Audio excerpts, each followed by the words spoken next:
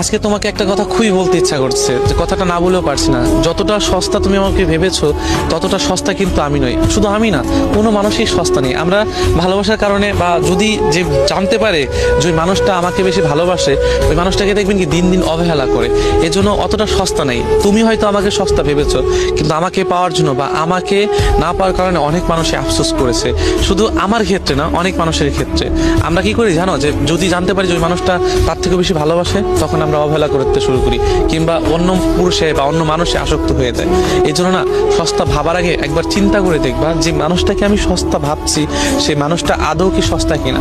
হ্যাঁ, হয়তোবা তোমার কাছে আমি সস্তা হইতেই পারি, কোনো ব্যাপার না, কিন্তু আমি তো একজন মানুষ, আমারও তো কষ্ট হয়, আমারও তো হৃদয় আছে।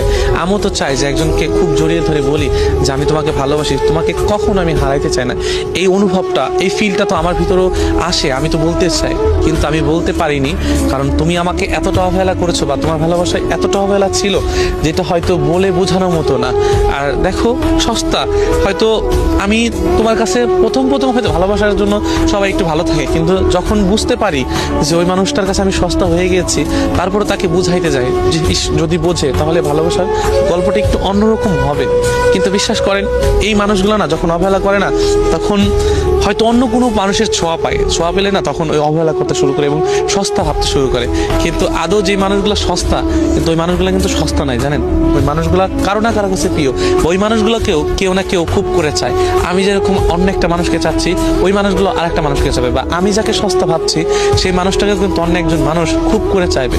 এর জন্য আমি যাকে ভালোবেসেছি, যার জন্য এত কষ্ট পেয়েছি, তাকে খুব করে চেয়েছি, কিন্তু আমি তাকে পাইনি, কারণ তার কাছে আমি সস্তা ছিলাম, আমার ভালোবাসা মূল্যহীন ছিল। কিন্তু এমন একজন মানুষ আছে, বা এমন কেউ আছে যার কাছে আমার ভালো